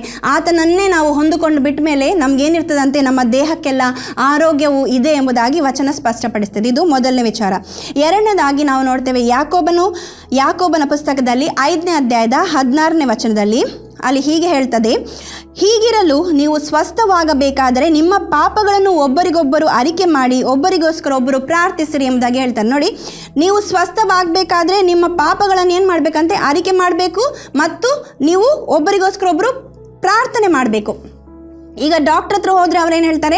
ನಿಮಗೆ ಸ್ವಸ್ಥತೆ ಆಗಬೇಕಾದ್ರೆ ನೀವು ಈ ಆ್ಯಂಟಿಬಯೋಟಿಕ್ ತಗೊಳ್ಳಿ, ನಿಮಗೆ ಸ್ವಸ್ಥತೆ ಆಗಬೇಕಾದ್ರೆ ಈ ಪೇನ್ ಕಿಲ್ಲರ್ ತಗೊಳ್ಳಿ, ನಿಮಗೆ ಸ್ವಸ್ಥತೆ ಆಗಬೇಕಾದ್ರೆ ಈ ಪ್ಯಾರಾಸಿಟಮಾಲ್ ತಗೊಳ್ಳಿ ಅಂತ ಹೇಳಿ ಡಾಕ್ಟರ್ ಹೇಳ್ತಾರೆ. ವಚನ ಏನು ಹೇಳ್ತದೆ? ನೀವು ಸ್ವಸ್ಥವಾಗಬೇಕಾದ್ರೆ ನೀವು ಏನು ಮಾಡಬೇಕಂತೆ? ಅವರ ಪಾಪಗಳನ್ನು ಅರಿಕೆ ಮಾಡ್ಕೊಳ್ಬೇಕು. ಒಬ್ಬರಿಗೊಬ್ಬರು ನೀವು ಏನು ಮಾಡಬೇಕು? ಪಾಪವನ್ನು ಅರಿಕೆ ಮಾಡಿ ನೀವು ಒಬ್ಬರಿಗೋಸ್ಕರ ಒಬ್ಬರು ಪ್ರಾರ್ಥನೆ ಮಾಡಬೇಕು. ಆವಾಗ ನಿಮ್ಗೆ ಏನು ಸಿಗ್ತದಂತೆ? ನಿಮಗೆ ಸ್ವಸ್ಥತೆ ಸಿಗ್ತದಂತ ಹೇಳಿ ವಚನ ಹೇಳ್ತದೆ. ಈಗ ಯೋಬನ ಜೀವಿತವನ್ನು ನಾವು ನೋಡ್ಕೊಳ್ಳುವ. ನಮ್ಮೆಲ್ಲರಿಗೂ ಕೂಡ ಗೊತ್ತುಂಟು, ಯೋಬನಿಗೆ ಏನಾಗ್ತದೆ? ಮೈಯೆಲ್ಲ ಬಾಯ್ಲ್ಸ್ ಬಂದು ಆತನ ಪರಿಸ್ಥಿತಿ ಅಷ್ಟು ದುಸ್ಥಿತಿ ಆಗಿ ಹೋಗಿರ್ತದೆ. ಆದರೆ ಕೊನೆಯ ವಚನ ಅಧ್ಯಾಯಗಳಲ್ಲಿ ನಾವು ನೋಡುವಾಗ ಅಲ್ಲಿ ನೋಡ್ತೇವೆ, ಆತನ ಸಹೋದರ, ಅವನ ಫ್ರೆಂಡ್ಸ್ಗಳು ಅವರು ಏನು ಮಾಡ್ತಾರಂತೆ? ಅನೇಕ ದೂಷಣೆಯ ಮಾತುಗಳನ್ನು ಆಡ್ತಾರೆ. ಅವನಿಗೆ ಕೂಡ ಅವನನ್ನು ತುಂಬ ಕುಗ್ಗಿಸ್ತಾರೆ, ಅವನ ಬಗ್ಗೆ ಎಂತೆಂತೆಲ್ಲ ಹೇಳ್ತಾರೆ. ಆಗ ದೇವರಿಗೆ ಕೋಪ ಬಂದು ದೇವರು ಏನು ಮಾಡ್ತಾರೆ? ಅವರನ್ನು ಪನಿಷ್ ಮಾಡಬೇಕಂತ ಇರ್ತಾನೆ. ಆದರೆ ದೇವರು ಏನು ಮಾಡ್ತಾನೆ? ಅವರನ್ನು ಪನಿಷ್ ಮಾಡೋ ಮೊದಲು ಯೋಬನಿಗೆ ಹೇಳ್ತಾನೆ, ನೀನು ಅವರಿಗೋಸ್ಕರ ಪ್ರಾರ್ಥನೆ ಮಾಡು, ಆಗ ನಾನು ಅವರನ್ನು ಕ್ಷಮಿಸ್ತೇನಂತ ಹೇಳುವಾಗ ದುಸ್ಥಿತಿಯಲ್ಲಿ ಇರುವಂಥ ಈ ಯೋಬ ಏನು ಮಾಡ್ತಾ ಇದ್ದಾನೆ? ಅವನ ಪರಿಸ್ಥಿತಿಯೇ ಸರಿ ಇಲ್ಲ. ಅಂಥದ್ರಲ್ಲಿ ಅವನೇನು ಮಾಡ್ತಾ ಇದ್ದಾನೆ? ಆ ಸರಿಯಾಗಿರುವಂಥ ಅವರ ಆರೋಗ್ಯ ಸರಿ ಉಂಟು, ಆ ಫ್ರೆಂಡ್ಸ್ನವರ ಆರೋಗ್ಯವು ಸರಿಯಾಗಿ ಇದೆ. ಅಂಥ ವ್ಯಕ್ತಿಗಳಿಗೋಸ್ಕರ ಇವನೇನು ಮಾಡ್ತಿದ್ದಾನೆ? ಈಗ ಪ್ರಾರ್ಥಿಸುವಾಗ ವಚನ ಹೇಳ್ತದೆ, ದೇವರು ಅವರನ್ನು ಕ್ಷಮಿಸ್ತಾನೆ ಮತ್ತು ಯೋಬ ಯಾರು ಪ್ರಾರ್ಥನೆ ಮಾಡಿದ್ನೋ ಅವನಿಗೇನು ಮಾಡ್ತಾರಂತೆ? ಕಂಪ್ಲೀಟ್ ಹೀಲಿಂಗ್ ಕೊಡ್ತಾರೆ ಅಂತ ಹೇಳಿ ನಾವು ನೋಡ್ತೇವೆ. ಮಾತ್ರ ಅಲ್ಲ, 2ರಷ್ಟು ಅವನನ್ನು ಆಶೀರ್ವದಿಸ್ತಾರೆ ಎಂಬುದಾಗಿ ದೇವರ ವಚನ ನಮಗೆ ಕಲಿಸಿಕೊಡ್ತದೆ. ಯಾವಾಗ ನೋಡಿ, ಅವನು ಒಬ್ಬರಿಗೋಸ್ಕರ ಒಬ್ಬರು ನೀವೇನು ಮಾಡಬೇಕು? ಅವರ ತಪ್ಪನ್ನು ಅರಿಕೆ ಮಾಡಿ ಅವರಿಗೋಸ್ಕರ ಪ್ರಾರ್ಥನೆ ಮಾಡಿದಾಗ ನಿಮ್ಗೆ ಏನಾಗ್ತದೆ ಅಂತ ಹೇಳ್ತದೆ ವಚನ? ನಿಮಗೆ ಸ್ವಸ್ಥತೆ ಸಿಗ್ತದೆ ಅಂತೇಳಿ ಹೇಳ್ತದೆ. ಯೋಬ ಕೂಡ ಅದನ್ನೇ ಮಾಡ್ತಾನೆ. ಅವರ ಪಾಪಕ್ಕೆ ಅವನು ಏನು ಮಾಡ್ತಾನೆ? ಕ್ಷಮೆಯನ್ನು ಬೇಡಿ ಅವನು ಪ್ರಾರ್ಥಿಸಿದಾಗ, ಅವರ ಪಾಪದನ್ನು ಅರಿಕೆ ಮಾಡಿ ಅವನು ಪ್ರಾರ್ಥನೆ ಮಾಡಿದಾಗ ದೇವರೇನು ಮಾಡ್ತಾರೆ? ಅವರನ್ನು ಕ್ಷಮಿಸ್ತಾರೆ, ಇವನಿಗೆ ಸ್ವಸ್ಥತೆಯನ್ನು ಕೊಡುವುದನ್ನು ನಾವು ನೋಡ್ತೇವೆ. ಇದು 2ನೇ ವಿಚಾರ. ನಾವು ಮೊದಲನಾಗಿ ನೋಡಿದ್ವಿ, ನಾವೇನು ಮಾಡಬೇಕು? ದೇವರ ವಾಕ್ಯಕ್ಕೆ ಕಿವಿಗೊಡುವವರು, ಲಾಲಿಸುವವರು, ಅದನ್ನು ಹೃದಯದಲ್ಲಿ ಇಟ್ಟುಕೊಳ್ಳುವವರು, ಅದರಿಂದ ನಮ್ಮ ದೃಷ್ಟಿಯು ತಪ್ಪದೇ ಇರುವವರು ಆಗಿರಬೇಕು. ಆಗ ನಮಗೇನಿರ್ತದೆ? ಜೀವ ಸಿಗ್ತದೆ ಮತ್ತು ನಮ್ಮ ದೇಹಕ್ಕೆ ಆರೋಗ್ಯ ಅದೇ ಆಗಿರ್ತದೆ ಎಂಬುದಾಗಿ. 2ನೇದಾಗಿ ನಾವು ನೋಡಿದ್ವಿ, ನಾವು ಸ್ವಸ್ಥತೆ ಹೊಂದಬೇಕಾದ್ರೆ ನಾವೇನು ಮಾಡಬೇಕು? ನಮ್ಮ ಒಬ್ಬರಿಗೋಸ್ಕರ ಒಬ್ಬರು ನಾವು ಪಾಪದ ಅರಿಕೆಯನ್ನು ಮಾಡಿ ಒಬ್ಬರಿಗೋಸ್ಕರ ಒಬ್ಬರು ನಾವು ಪ್ರಾರ್ಥನೆ ಮಾಡಬೇಕೆಂಬುದಾಗಿ. 3ನೇದಾಗಿ ನಾವು ನೋಡ್ತೇವೆ, ಇಲ್ಲಿ ಕೀರ್ತನೆ 107 19ನೇ ವಚನದಿಂದ 20ನೇ ವಚನ ನಾವು ನೋಡೋದಾದರೆ ಅಲ್ಲಿ ಹೇಳ್ತದೆ, ಅವರು ತಮ್ಮ ಇಕ್ಕಟ್ಟಿನಲ್ಲಿ ಯೆಹೋವನಿಗೆ ಮೊರೆ ಇಡಲು ಆತನು ಅವರನ್ನು ಕಷ್ಟದಿಂದ ತಪ್ಪಿಸಿದನು. ಆತನು ದೂತನನ್ನು ಎಂಬಂತೆ ತನ್ನ ವಾಕ್ಯವನ್ನು ಕಳುಹಿಸಿ ಅವರನ್ನು ಗುಣಪಡಿಸಿದನು ಎಂಬುದಾಗಿ. ನೋಡಿ, ಇಕ್ಕಟ್ಟಿನಲ್ಲಿ ಯೆಹೋವನಿಗೆ ಮೊರೆ ಇಡಲು ಅಂತೇಳಿ ಹೇಳ್ತದೆ. ಮೊರೆ ಇಟ್ಟಾಗ ಅಲ್ಲಿ ಏನು ಬಂತು? ಸ್ವಸ್ಥತೆ ಬಂತು. ಅದೇ ರೀತಿ ಕೀರ್ತನೆ 32ನೇ ವಚನ ಹೇಳ್ತದೆ, ಯೆಹೋವನೇ ನನ್ನ ದೇವರೇ, ನಿನಗೆ ಮೊರೆ ಇಡಲು ನನ್ನನ್ನು ಸ್ವಸ್ಥಪಡಿಸಿದೆ ಎಂಬುದಾಗಿ. ಸೊ ಅವ್ರೇನು ಮಾಡ್ತಿದ್ದಾರೆ? ಮೊರೆ ಇಡ್ತಾ ಇದ್ದಾರೆ. ಪ್ರಾರ್ಥನೆ ಮಾಡೋದಕ್ಕೂ ಮೊರೆ ಇಡೋದಕ್ಕೂ ಒಂದು ಡಿಫ್ರೆನ್ಸ್ ಉಂಟು. ಏನಂತ ಹೇಳಿದ್ರೆ, ಪ್ರಾರ್ಥನೆಯಲ್ಲಿ ನಾವು ಸುಮ್ಮನೆ ಕೆಲವೊಮ್ಮೆ ಪ್ರಾರ್ಥನೆ ಮಾಡ್ತೇವೆ, ಅಂದರೆ ಪ್ರಾರ್ಥನೆ ಮಾಡ್ತೇವೆ ಅಷ್ಟೇ, ಅಲ್ಲಿ ಕಣ್ಣೀರು ಬರೋದಿಲ್ಲ. ಯಾವಾಗ ನಾವು ಮೊರೆ ಹೋಗ್ತೇವ ಅಂತೇಳುವಾಗ ನಮಗೆ ಮೊರೆ ಹೋಗುವಂಥ ಸಮಯದಲ್ಲಿ ನಮ್ಮ ಕಣ್ಣಲ್ಲಿ ನೀರು ಬರ್ತದೆ. ಯಾಕಂದರೆ ಒಂದು ಹೃದಯದ ಭಾರದಿಂದ ನಾವು ಮೊರೆ ಹೋಗುವಂಥ ಸಮಯದಲ್ಲಿ ಕಣ್ಣಲ್ಲಿ ನೀರು ಬರುವಾಗ ವಚನ ಹೇಳ್ತದೆ, ನಾವು ಪ್ರಾರ್ಥನೆಯಲ್ಲಿ ಮೊರೆ ಹೋದಾಗ ದೇವರು ಏನು ಮಾಡಿದ್ರಂತೆ? ಸ್ವಸ್ಥತೆಯನ್ನು, ತನ್ನ ವಾಕ್ಯವನ್ನು ದೂತನನ್ನು ಎಂಬಂತೆ ಕಳುಹಿಸಿ ಅವನನ್ನು ಸ್ವಸ್ಥಪಡಿಸಿದನು, ಗುಣಪಡಿಸಿದನು ಎಂಬುದಾಗಿ. ಅದಕ್ಕೊಂದು ಉದಾಹರಣೆ ಕೂಡ ಇದೆ. ಹಿಜ್ಕೀಯನು, ರಾಜನಾದಂಥ ಹಿಜ್ಕೀಯನ ಜೀವಿತವನ್ನು ನಾವು ನೋಡೋದಾದರೆ ಅಲ್ಲಿ ನಾವು ನೋಡ್ತೇವೆ, ಯೆಶಾಯನು ಅವನ ಹತ್ರ ಬಂದು ಹೇಳ್ತಾನೆ, ಏನಂತ ಹೇಳಿದರೆ, ದೇವರು ನನಗೆ ಹೇಳಿದರು ನಿನಗೆ ಹೇಳಲಿಕ್ಕೆ, ಏನಂತ ಹೇಳಿದರೆ, ನೀನು ಇನ್ನು ಬದುಕುವುದಿಲ್ಲ, ನಿನ್ನ ಮನೆಯೆಲ್ಲ ನೀನು ಸೆಟಲ್ ಮಾಡ್ಕೋ, ಯಾಕಂದರೆ ನೀನು ಬದುಕುವುದಿಲ್ಲ ಅಂತ ಹೇಳುವಾಗ ಹಿಜ್ಕೀಯನಿಗೆ ಏನಾಗ್ತದೆ? ಅವನೊಂದು ಒಳ್ಳೆಯ ವ್ಯಕ್ತಿ ಆಗಿದ್ದ. ಅವನು ದಾವೀದನಂತೆ ಎಲ್ಲ ಆಜ್ಞೆಗಳನ್ನು ಪರಿಪಾಲಿಸುವಂತಹ ವ್ಯಕ್ತಿ ಆಗಿದ್ದ, ದಾವೀದನನ್ನೇ ಫಾಲೋ ಮಾಡ್ತಿದ್ದಂಥ ವ್ಯಕ್ತಿ ಆಗಿದ್ದ. ಆದರೆ ಇಲ್ಲಿ ಹೇಳ್ತದೆ, ಅವನು ಇನ್ನು ಸಾಯ್ತಾನಂತ ಹೇಳಿ ದೇವರು ಹೇಳ್ತಾರೆ. ಸೊ ದೇವರ ಬಾಯಿಂದ ಆ ಮಾತು ಬಂದಾಯಿತು, ಅಂದರೆ ಹಿಜ್ಕೀಯನು ಈಗ ಸಾಯ್ತಾನಂತ ದೇವರ ಬಾಯಿಂದ ಮಾತು ಹೊರಟಿದೆ.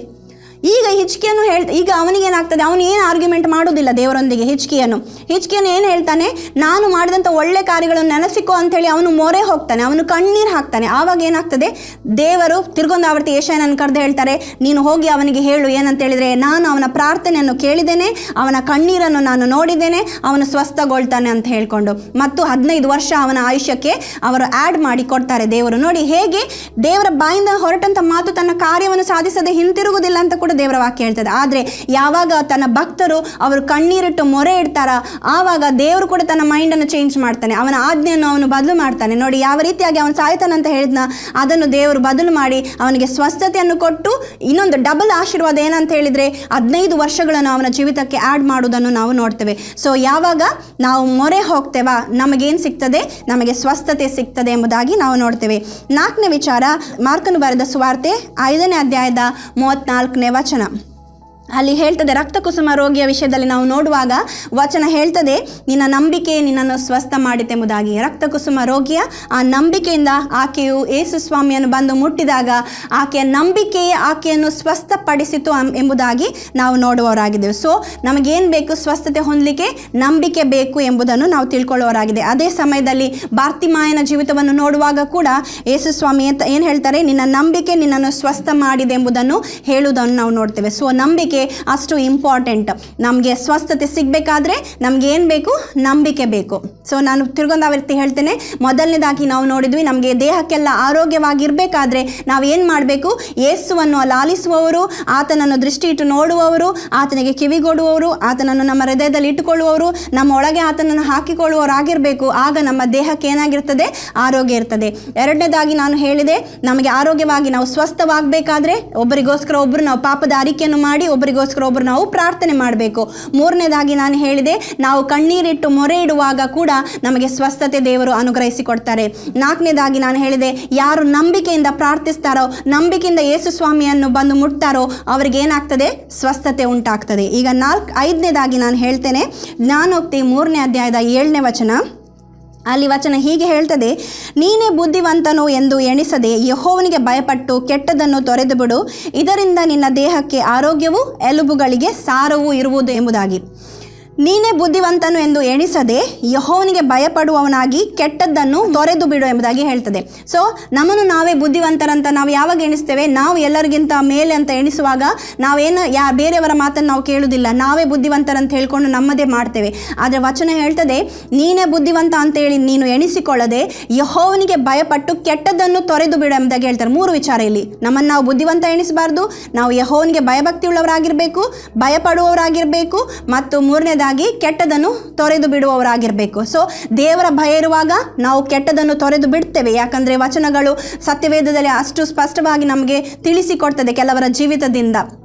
ಸೊ ಇಲ್ಲಿ ನಾವು ನೋಡ್ತೇವೆ, ದೇವರಿಗೆ ಭಯಪಡುವವರಾಗಿರಬೇಕು, ನಾವು ನಮ್ಮನ್ನೇ ಸ್ವಂತ ಬುದ್ಧಿವಂತರಂತ ಎಣಿಸಿಕೊಳ್ಬಾರ್ದು, ಮತ್ತು ನಾವು ಕೆಟ್ಟದನ್ನು ತೊರೆದು ಬಿಡುವವರಾಗಿರಬೇಕು. ಇದರಿಂದ ಏನಾಗ್ತದಂತೆ, ನಿನ್ನ ದೇಹಕ್ಕೆ ಆರೋಗ್ಯವು ಎಲುಬುಗಳಿಗೆ ಸಾರವಾಗಿರ್ತದೆ. ನಿನ್ನ ದೇಹಕ್ಕೆ ಆರೋಗ್ಯ ಬೇಕಿದ್ರೆ ಏನು ಮಾಡಬೇಕು, ನೀನೇ ಬುದ್ಧಿವಂತನೆಂಬುದಾಗಿ ಎಣಿಸಿಕೊಳ್ಳದೆ ಯೆಹೋವನಿಗೆ ಭಯಪಟ್ಟು ಕೆಟ್ಟದನ್ನು ನೀನು ತೊರೆದು ಬಿಡಬೇಕು. ಈಗ ಕೆಟ್ಟದನ್ನು ತೊರೆದು ಬಿಡುವುದಂತೇಳಿ ಹೇಳುವುದಾದರೆ ಏನು ಕೆಟ್ಟದನ್ನು ತೊರೆದು ಬಿಡಬೇಕು? ಅನೇಕ ವಿಚಾರಗಳು ಸತ್ಯವೇದದಲ್ಲಿ ನಾವು ನೋಡ್ತೇವೆ. ಆದರೆ ಒಂದು ಪಾಯಿಂಟನ್ನು ಮಾತ್ರ ನಾನು ಹೇಳ್ತೇನೆ. ಜ್ಞಾನೋಕ್ತಿ 8ನೇ ಅಧ್ಯಾಯದ 13ನೇ ವಚನದಲ್ಲಿ ನಾವು ಕೆಲವು ವಿಚಾರಗಳನ್ನು ನೋಡ್ತೇವೆ. ಯಾವುದನ್ನು ದೇವರು ಹೇಟ್ ಮಾಡ್ತಾರೆ, ಯಾವುದನ್ನು ದೇವರು ದ್ವೇಷಿಸ್ತಾರೆ, ಇಷ್ಟಪಡುವುದಿಲ್ಲ, ಯಾವುದು ದೇವರ ದೃಷ್ಟಿಯಲ್ಲಿ ಕೆಟ್ಟದಾಗಿದೆ ಎಂಬುದಾಗಿ ನಾವು ನೋಡುವಾಗ ಗರ್ವ, ದೇವರಿಗೆ ಗರ್ವ ಇಷ್ಟ ಇಲ್ಲ. ಪ್ರೈಡ್ ಇರುವಂಥದ್ದು ವ್ಯಕ್ತಿಯಲ್ಲಿ ದೇವರು ಇಷ್ಟಪಡುವುದಿಲ್ಲ. ಅಹಂಭಾವ ಇರುವಂಥದ್ದು ದೇವರು ಇಷ್ಟಪಡುವುದಿಲ್ಲ. ದುರ್ಮಾರ್ಗತನ, ಕೆಟ್ಟ ಮಾರ್ಗದಲ್ಲಿ ಹೋಗುವಂಥದ್ದು, ಕೆಟ್ಟ ಕಾರ್ಯಗಳನ್ನು ಮಾಡುವಂಥದ್ದು, ಇದೆಲ್ಲವನ್ನು ದೇವರು ಇಷ್ಟಪಡುವುದಿಲ್ಲ. ಕುಟಿಲ ಭಾಷಣ ಅಂತೇಳಿ ಹೇಳ್ತಾರೆ. ಕುಟಿಲ ಭಾಷಣ ಅಂತ ಹೇಳಿದರೆ ಇಂಗ್ಲೀಷಲ್ಲಿ ಪರ್ವರ್ಟೆಡ್ ಸ್ಪೀಚ್ ಅದಂತ ಹೇಳಿದರೆ, ಕುಟಿಲ ಭಾಷಣ ಅಂತ ಹೇಳಿದರೆ ಶಪಿಸುವಂಥದ್ದು ಅಥವಾ ಹರಟೆ ಮಾತು ಮಾಡುವಂಥದ್ದು, ಅಸಭ್ಯವಾದಂಥ ಭಾಷೆಗಳನ್ನು ಆಡುವಂಥದ್ದು, ಒರಟಾದಂಥ ಜೋಕ್ಸ್ಗಳನ್ನು ಮಾಡುವುದು, ಒರಟಾದಂಥ ತಮಾಷೆ ಅಂದರೆ ಒಂದು ವಲ್ಗರ್ ಜೋಕ್ಸನ್ನು ಮಾಡುವಂಥದ್ದು, ಮತ್ತು ಸುಳ್ಳು ಹೇಳುವಂಥದ್ದು. ಇದೆಲ್ಲವನ್ನು ದೇವರು ಏನು ಮಾಡೋದಿಲ್ಲ, ಇಷ್ಟಪಡೋದಿಲ್ಲ. ಇದೆಲ್ಲವೂ ದೇವರ ದೃಷ್ಟಿಯಲ್ಲಿ ಕೆಟ್ಟದಾಗಿದೆ. ಸೊ ನಾವೇನು ಮಾಡಬೇಕಂತೆ ವಚನ ಹೇಳ್ತದೆ, ನಮ್ಮ ದೇಹಕ್ಕೆ ಆರೋಗ್ಯ ಇರಬೇಕಾದ್ರೆ ನಮ್ಮನ್ನು ನಾವೇ ಬುದ್ಧಿವಂತರಂತ ಎಣಿಸದೆ ನಾವೇನು ಮಾಡಬೇಕು, ಯೆಹೋವನಿಗೆ ಭಯಪಟ್ಟು ಈಗ ಹೇಳಿದಂಥ ಎಲ್ಲ ಕೆಟ್ಟವಾದಂಥ ಮಾತುಗಳನ್ನು, ಎಲ್ಲ ಕೆಟ್ಟವಾದಂಥ ವಿಚಾರಗಳನ್ನು ನಾವು ಅದನ್ನು ತೊರೆದು ಬಿಡಬೇಕು. ಆಗ ನಮ್ಮ ದೇಹಕ್ಕೆ ಆರೋಗ್ಯವು, ನಮ್ಮ ಎಲುಬುಗಳಿಗೆ ಸಾರವು ಇರ್ತದೆ ಅಂತ ಹೇಳಿ ದೇವರ ವಚನ ಹೇಳ್ತದೆ. ಸೊ ನಾವು 5 ವಿಚಾರಗಳನ್ನು ನಾವು ನೋಡಿದ್ವಿ. ಹೇಗೆ ನಮ್ಮ ದೇಹಕ್ಕೆ ಆರೋಗ್ಯ ಇರ್ತದೆ, ಹೇಗೆ ನಾವು ನಾವು ಸ್ವಸ್ಥ ಹೊಂದಲಿಕ್ಕೆ ಸಾಧ್ಯವಾಗ್ತದೆ ಅಂತ ಹೇಳಿ ನಾವು 5 ವಿಚಾರಗಳನ್ನು ನೋಡಿದ್ವಿ. ಈಗ ನಾನು ಹೇಳ್ತೇನೆ ಕೊನೆಯದಾಗಿ, ಸ್ವಸ್ಥ ಹೊಂದಬೇಕಾದ್ರೆ ಈಗ ನಮಗೆ ದೇವರ ವಚನ ಹೇಳಿಕೊಟ್ಟಿದೆ, ನಾನು ಆರೋಗ್ಯವಾಗಿರಬೇಕಾದ್ರೆ, ಈಗ ಫಾರ್ ಎಕ್ಸಾಂಪಲ್ ನೀವು ಪ್ಯಾರಾಸಿಟಮಾಲ್ ತಗೊಂಡ್ರೆ ನಿಮ್ಮ ಜ್ವರ ಗುಣವಾಗ್ತದೆ, ನೀವು ಆ್ಯಂಟಿಬಯೋಟಿಕ್ ತಗೊಂಡ್ರೆ ನಿಮ್ಮ ಇನ್ಫೆಕ್ಷನ್ ಗುಣ ಆಗ್ತದೆ, ಇದು ನಿಮಗೆ ಗೊತ್ತುಂಟು. ಆಗ ನೀವೇನು ಮಾಡ್ತೀರಿ, ಅದನ್ನೇ ತಗೊಳ್ತೀರಿ. ಇನ್ಫೆಕ್ಷನ್ ಆದಾಗ ಆ್ಯಂಟಿಬಯೋಟಿಕ್ ತಗೊಳ್ತೀರಿ, ನೋವಾದಾಗ ಪೇನ್ ಕಿಲ್ಲರ್ ತಗೊಳ್ತೀರಿ, ಜ್ವರ ಬಂದಾಗ ಪ್ಯಾರಾಸಿಟಮಾಲ್ ತಗೊಳ್ತೀರಿ.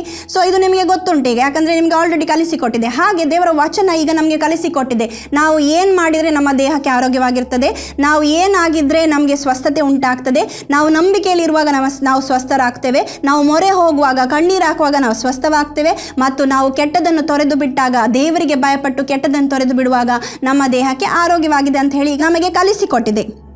ಈಗ ನಾವು ನಮ್ಮ ಜೀವಿತಕ್ಕೆ ಇದನ್ನು ಅಪ್ಲೈ ಮಾಡಿಕೊಳ್ಳೋದಾದರೆ, ಸ್ವಸ್ಥತೆ ಹೊಂದಬೇಕಾದ್ರೆ ನಮ್ಮಲ್ಲಿ ಯಾವ ಗುಣಗಳಿಗೆ ಇರಬೇಕು? ಈಗ ನನಗೆ ದೇವರ ವಚನ ಹೇಳಿಕೊಟ್ಟಿದೆ, ಈಗ ನನಗೆ ಅದನ್ನು ನನ್ನ ಲೈಫಲ್ಲಿ ನಾನು ಅಪ್ಲೈ ಮಾಡಿಕೊಳ್ಬೇಕು.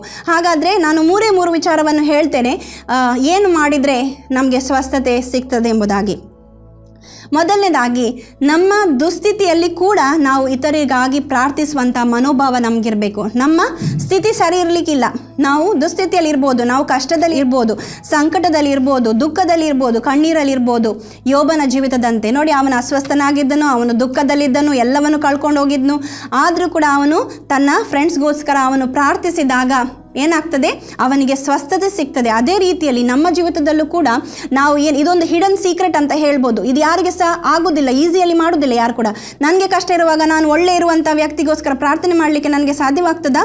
ಇಲ್ಲ, ಬಹಳ ಕಷ್ಟ ಇದು. ಆದರೆ ಇದೊಂದು ಸೀಕ್ರೆಟ್ ಏನಂತ ಹೇಳಿದರೆ, ಒಂದು ವೇಳೆ ನೀವು ಅದು ಮಾಡೋದಾದರೆ ನಮಗೆ ದೇವರು ಸ್ವಸ್ಥತೆಯನ್ನು ಕೊಡ್ತಾರೆ, ಅದರ ಜೊತೆಗೆ ಡಬಲ್ ಪೋರ್ಷನ್ನಲ್ಲಿ ನಮಗೆ ಬೇರೆ ಬ್ಲೆಸ್ಸಿಂಗ್ ಕೂಡ ನಮಗೆ ದೇವರು ಒದಗಿಸಿ ಕೊಡ್ತಾರೆ ಎಂಬುದಾಗಿ ಹೇಳೋದ್ರಲ್ಲಿ ನಾವು ಯಾವ ಸಂಶಯವನ್ನು ಪಡಬೇಕಾಗಿಲ್ಲ. ಅದರಿಂದಾಗಿ ನಮ್ಮ ದುಸ್ಥಿತಿಯಲ್ಲಿದ್ದಾಗಲೂ ನಾವು ಎಷ್ಟೇ ಕಷ್ಟದಲ್ಲಿರಲಿ, ಒಳ್ಳೆ ಸ್ಥಿತಿಯಲ್ಲಿ ಇರುವವರು ಅಥವಾ ದುಸ್ಥಿತಿಯಲ್ಲಿ ಇರುವಂಥ ಜನರಿಗೋಸ್ಕರ ನಾವು ಏನು ಮಾಡಬೇಕು, ನಾವು ಪ್ರಾರ್ಥಿಸುವಂಥ ವ್ಯಕ್ತಿ ಆಗಿರಬೇಕು. ಪ್ರಾರ್ಥನೆ ತುಂಬ ಇಂಪಾರ್ಟೆಂಟ್. ಸೊ ಪ್ರಾರ್ಥಿಸುವಂಥ, ಇತರರಿಗೋಸ್ಕರ ಪ್ರಾರ್ಥನೆಯನ್ನು ಮಾಡುವಂಥ ಮನೋಭಾವ ನಮ್ಮಲ್ಲಿ ಇರಬೇಕು. ಅವರ ಸ್ಥಿತಿ ಒಳ್ಳೆಯದಿರಲಿ, ಅದು ಕೆಟ್ಟದಿರಲಿ, ಅವರಿಗೋಸ್ಕರ ನಾವು ಏನು ಮಾಡಬೇಕಂತೆ, ನಾವು ಪ್ರಾರ್ಥನೆ ಮಾಡಬೇಕು. ಆಗ ನಮಗೇನು ಸಿಗ್ತದೆ, ಸ್ವಸ್ಥತೆ ಸಿಗ್ತದೆ ಎಂಬುದಾಗಿ ದೇವರ ವಚನದಲ್ಲಿ ನಮಗೆ ಸ್ಪಷ್ಟವಾಗ್ತದೆ. ಎರಡನೇದಾಗಿ, ವಿಧೇಯತೆ ಅಂತ ಹೇಳುವಾಗ, ಉದಾಹರಣೆಗೆ ಆ ಹುಟ್ಟು ಕುರುಡನ್ನು ನೋಡಿ. ಯಾರಿಗೆ? ಯೇಸು ಸ್ವಾಮಿ ಏನು ಮಾಡ್ತಾರೆ, ಎಂಜಿಲನ್ನು ಉಗುಳಿ ಕೆಸರನ್ನು ಮಾಡಿ ಅವನ ಕಣ್ಣಿಗೆ ಇಟ್ಟು, ಯೇಸು ಸ್ವಾಮಿ ಏನು ಹೇಳ್ತಾರೆ, ಕಣ್ಣು ಬರ್ತದ ಇಮ್ಮಿಡಿಯೇಟ್ಲಿ? ಇಲ್ಲ. ಯೇಸು ಸ್ವಾಮಿ ಹೇಳ್ತಾರೆ, ಈಗ ಇದು ಹಚ್ಚಿದಲ್ಲ, ನೀನು ಹೋಗು, ಸಿಲೋವ ಕೊಳಕ್ಕೆ ಹೋಗಿ ನೀನು ಅಲ್ಲಿ ಮುಳುಗಬೇಕು, ಆ ನೀರಲ್ಲಿ ನೀನು ತೊಳ್ಕೊಳ್ಬೇಕು, ಆವಾಗ ನಿನಗೆ ಕಣ್ಣು ಬರ್ತದಂತೆ ಹೇಳುವಾಗ ಇವನೇನು ಮಾಡ್ತಾನೆ, ಆ ಮಾತಿಗೆ ವಿಧೇಯತೆ ತೋರಿಸ್ತಾನೆ. ಈ ಕುರುಡನು ಇವನೇನು ಮಾಡ್ತಾನಂತೆ, ಇವನು ಆ ಮಾತಿಗೆ ವಿಧೇಯತೆಯನ್ನು ತೋರಿಸ್ತಾನೆ. ಅವನು ಹೇಳುವುದಿಲ್ಲ ಈಗ ಏನಂತೇಳಿ, ನೀನೀಗ ನನಗೆ ಹೋಗಂತ ಹೇಳಿದೆ, ಈಗ ನಾನು ಅಪನಂಬಿಕೆಯಲ್ಲಿ ಈಗ ನಾನು ಹೋಗ್ತೇನೆ, ಹೋಗಿ ಸಿಲೋಕಳದಲ್ಲಿ ನಾನು ನೀರಲ್ಲಿ ತೊಳ್ಕೊಳ್ಳುವಾಗ ನನಗೆ ಕಣ್ಣು ಬರಲಿಲ್ಲ ಆದರೆ ನಾನು ಹೇಗೆ ನಿನ್ನನ್ನು ಹುಡುಕೋದು, ಬೇರೆ ಪುನೊಂದ್ಸಲಿ ನಾನು ಹೇಗೆ ಬಂದು ನಿನ್ನನ್ನು ಹುಡುಕುದಂತೇಳಿ ಅವನು ಅಪನಂಬಿಗಸ್ತನಾಗಲಿಲ್ಲ. ಅವನೇನಾಗಲಿಲ್ಲ, ಅವಿಧೇಯತೆಯನ್ನು ತೋರಿಸಲಿಲ್ಲ. ಇಲ್ಲ, ನಾನು ಹೋಗೋದಿಲ್ಲ, ನೀನು ನಂಗೆ ಇಲ್ಲೇ ಕಣ್ಣು ಕೊಡು ಅಂತೇಳಿ ಹೇಳುವುದಿಲ್ಲ. ಅವನು ಹೇಗೆ ಯೇಸು ಸ್ವಾಮಿ ಹೇಳ್ತಾರ, ಹೋಗಿ ತೊಳ್ಕೊ ಅಂತ ಹೇಳುವಾಗ ಅವನು ಹಾಗೆಯೇ ಹೋಗಿ ಸಿಲೋಕೊಳಕ್ಕೆ ಹೋಗಿ, ಆತನು ಅದು ಒಂದು ತುಂಬ ಡಿಸ್ಟೆನ್ಸಲ್ಲಿದೆ ಆ ಒಂದು ಸ್ಥಳ, ಎಲ್ಲಿ ಯೇಸು ಸ್ವಾಮಿ ಆತನಿಗೆ ಹೇಳ್ತಾನೆ ಮತ್ತು ಸಿಲೋಕೊಳಕ್ಕೆ ಒಂದು ಡಿಸ್ಟೆನ್ಸ್ ಇದೆ. ಆ ಡಿಸ್ಟೆನ್ಸ್ಗೆ ಅವನು ಹೋಗಿ ಏನು ಮಾಡ್ತಾನಂತೆ, ಅವನು ತೊಳ್ಕೊಳ್ಳುವಾಗ ಅವನಿಗೆ ಕಣ್ಣು ಬರ್ತದೆ. ಅಂದರೆ ದೇವರ ಮಾತಿಗೆ ನಾವು ವಿಧೇಯರಾಗುವಾಗ ನಮಗೇನು ಬರ್ತದೆ, ಸ್ವಸ್ಥತೆ ಸಿಗ್ತದೆ ಅಂತ ಹೇಳ್ಕೊಂಡು ದೇವರ ವಚನ ನಮಗೆ ಕಲಿಸಿಕೊಡ್ತದೆ. ಮೂರನೇದಾಗಿ ನಾವು ನೋಡ್ತೇವೆ, ನಾವಾಗಿ ದೇವರ ಬಳಿಗೆ ಬರಬೇಕು. ಓಕೆ, ಮೊದಲನೇದಾಗಿ ನಾನು ಹೇಳಿದೆ, ನಮ್ಮ ದುಸ್ಥಿತಿಯಲ್ಲಿ ನಾವು ಇತರರಿಗಾಗಿ ನಾವು ಏನು ಮಾಡಬೇಕು, ಪ್ರಾರ್ಥನೆ ಮಾಡಬೇಕು. ನಮ್ಮ ದುಸ್ಥಿತಿಯಲ್ಲಿ ನಾವು ಇತರರಿಗಾಗಿ ಏನು ಮಾಡಬೇಕು, ಪ್ರಾರ್ಥನೆ ಮಾಡಬೇಕು. ಆವಾಗ ನಮಗೆ ಸ್ವಸ್ಥತೆ ಸಿಗ್ತದೆ. ಎರಡನೇದಾಗಿ ನಾನು ಹೇಳಿದೆ, ವಿಧೇಯತೆ ತೋರಿಸ್ಬೇಕು. ಯಾವಾಗ ಯೇಸು ಸ್ವಾಮಿ ಏನಾದರೂ ಹೇಳಿದರೆ, ದೇವರ ವಾಕ್ಯ ನಮಗೇನು ಹೇಳ್ತದೆ, ನಾವೇನು ಮಾಡಬೇಕು, ಅದಕ್ಕೆ ವಿಧೇಯತೆಯನ್ನು ತೋರಿಸುವಾಗ ಕೂಡ ನಮಗೇನು ಸಿಗ್ತದೆ, ಸ್ವಸ್ಥತೆ ಸಿಗ್ತದೆ. ಮೂರನೇದಾಗಿ, ನಾವಾಗಿ ದೇವರ ಬಳಿಗೆ ಬರಬೇಕಂತ ನಾನು ಹೇಳಿದೆ. ಅಂತ ಹೇಳಿದರೆ, ನಾನು ಕಷ್ಟದಲ್ಲಿದ್ದೇನೆ, ನಾನು ದುಃಖದಲ್ಲಿದ್ದೇನೆ, ಕಣ್ಣೀರು, ನನಗೆ ಸಂಕಟ ಉಂಟು, ನನಗೆ ದೇವರ ಬಳಿಗೆ ಬರಲಿಕ್ಕೆ ಆಗೋದಿಲ್ಲ ಎಂಬುದಾಗಿ ದೇವರೇ ನನ್ನ ಬಳಿಗೆ ಬರಲಿ ಅಂತ ಹೇಳಿ ನಾವು ಹೇಳುವವರಾಗಿರದೆ, ರಕ್ತ ಕುಸುಮ ರೋಗಿ ಯಾವ ರೀತಿಯಲ್ಲಿ ನೋಡಿ, ಆಕೆಯ ಜೀವಿತ ನೋಡಿ ಅಂತೆ, ಅವಳು ಅಷ್ಟು ವರ್ಷಗಳು ಬಳಲ್ತಿದ್ರು ಕೂಡ ಅವಳು ಏನು ಮಾಡ್ತಾಳೆ, ಯಾವಾಗ ಯೇಸು ಸ್ವಾಮಿಯನ್ನು ನೋಡ್ತಾಳ, ಈಗ ಯೇಸು ಸ್ವಾಮಿ ಅವರು ಫ್ರೀಯಾಗಿ ನಡೆದು ಹೋಗ್ತಾ ಇಲ್ಲ ದಾರಿಯಲ್ಲಿ, ಅವರು ಫುಲ್ ಕ್ರೌಡಲ್ಲಿ ಅವರ ಮಧ್ಯದಲ್ಲಿ ತಳ್ಳಲ್ಪಟ್ಟು ಅವರು ಹೋಗ್ತಾ ಇರುವಂಥ ಸಮಯದಲ್ಲಿ ಯೇಸು ಸ್ವಾಮಿಗೆ ಗೊತ್ತುಂಟು ರಕ್ತಕುಸುಮ ರೋಗಿಯನ್ನು ಹೀಲ್ ಮಾಡಬೇಕು ಇವತ್ತಂತ ಹೇಳ್ಕೊಂಡು. ಆದರೆ ಈ ರಕ್ತಕುಸುಮ ರೋಗಿ ಆ ಒಂದು ಅಪರ್ಚುನಿಟಿ ಸಿಕ್ಕಿದಾಗ ಅವಳೇನು ಮಾಡ್ತಾಳೆ, ಯೇಸು ಸ್ವಾಮಿಯ ಬಳಿಗೆ ಬರುವಂಥದ್ದನ್ನು ಅವಳು ನಿಲ್ಲಿಸಿ ಬಿಡುವುದಿಲ್ಲ. ಅವಳಿಗೆ ಈಸಿಯಾಗಿಲ್ಲ, ಅಂದರೆ ರೋಡ್ ಅಷ್ಟು ಫ್ರೀ ಆಗಿಲ್ಲ ಅವಳಿಗೆ ಬಂದು ಯೇಸು ಸ್ವಾಮಿಯನ್ನು ಮುಟ್ಟುವಷ್ಟು ಅಥವಾ ಯೇಸು ಸ್ವಾಮಿ ಹತ್ರ ಮಾತಾಡುವಷ್ಟು, ಅಷ್ಟು ಕ್ರೌಡ್ ಉಂಟು. ಅದರಲ್ಲಿ ಅವಳು ಏನು ಮಾಡ್ತಾಳೆ, ಟ್ರೈ ಮಾಡಿಕೊಂಡು ಬಂದು ಹೇಗಾದರೂ ಮಾಡಿ ಬಂದು ಆ ಗೊಂಡೆಯ ತುದಿಯನ್ನು ಮುಟ್ಟಿದ್ಲ ಅಂತ ಹೇಳಿ ದೇವರ ವಚನ ಹೇಳ್ತದೆ. ನೋಡಿ, ಗೊಂಡೆಯ ತುದಿ ಮಾತ್ರ ಮುಟ್ಟಿದವಳು. ಸೊ ಅವಳು ಬಂದಂಥ ಪರಿಸ್ಥಿತಿ ಹೇಗಿತ್ತು, ಅದು ಫ್ರೀ ಆಗಿರಲಿಲ್ಲ. ಅವಳು ತುಂಬ ಬ್ಯುಸಿ ಇದ್ದಂತಹ ರೋಡ್, ಅಂದರೆ ಕ್ರೌಡೆಡ್ ಆಗಿದ್ದಂತಹ ಆ ರೋಡಲ್ಲಿ ಯೇಸು ಸ್ವಾಮಿ ಹೋಗುವಂಥ ಸಮಯದಲ್ಲಿ ಆಕೆ ಹಿಂದೆಂದ ಬಂದು ಯೇಸು ಸ್ವಾಮಿಯ ಗೊಂಡೆಯ ತುದಿಯನ್ನು ಮುಟ್ಟಿದ್ಲಂತೆ ಹೇಳುವಾಗ, ನಮ್ಮ ಜೀವಿತದಲ್ಲಿ ಕೂಡ ಇತ್ತೀಚಿನ ದಿನಗಳಲ್ಲಿ ನಾವೇನಾಗಿದ್ದೇವೆ, ನಾವು ಫ್ರೀ ಇಲ್ಲ, ನಾವು ತುಂಬ ಬ್ಯುಸಿ ಇದ್ದೇವೆ, ನಮಗೆ ಟೈಮ್ ಇಲ್ಲ, ನಮಗೆ ಸಮಯ, ನಮಗೆಲ್ಲದಕ್ಕೂ ಸಮಯ ಇರ್ತದೆ, ಆದರೆ ನಮಗೆ ಪ್ರಾರ್ಥನೆ ಮಾಡಲಿಕ್ಕೆ ಅಥವಾ ಯೇಸುವಿನ ಸನ್ನಿಧಾನಕ್ಕೆ ಬರಲಿಕ್ಕೆ ನಮಗೇನಿರುವುದಿಲ್ಲ, ನಮಗೆ ಸಮಯವಿರುವುದಿಲ್ಲ.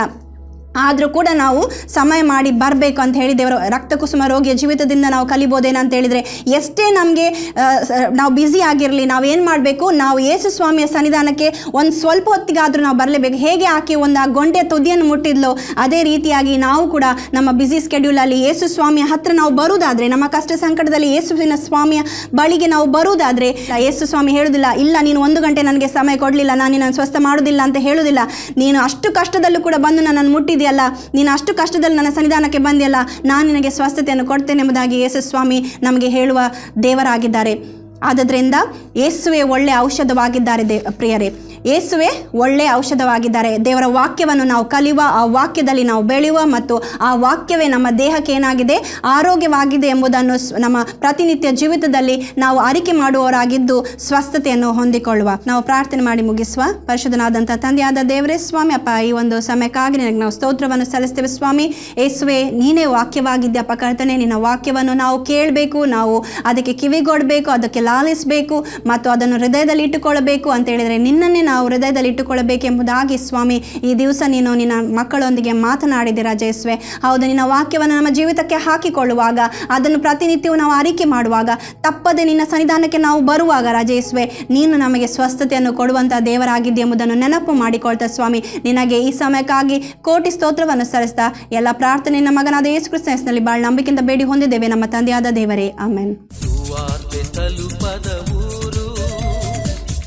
ಇರಲೇಬಾರದು ಸಭೆಯೂ ಇಲ್ಲದ ಗ್ರಾಮ, ಇರಬಾರದೆಲ್ಲಿಯೂ ವಾರ್ತೆ ತಲುಪದ ಊರು, ಇರಲೇಬಾರದು ಸಭೆಯೂ ಇಲ್ಲದ ಗ್ರಾಮ, ಇರಬಾರದೆಲ್ಲಿಯೂ. ಇದುವೇ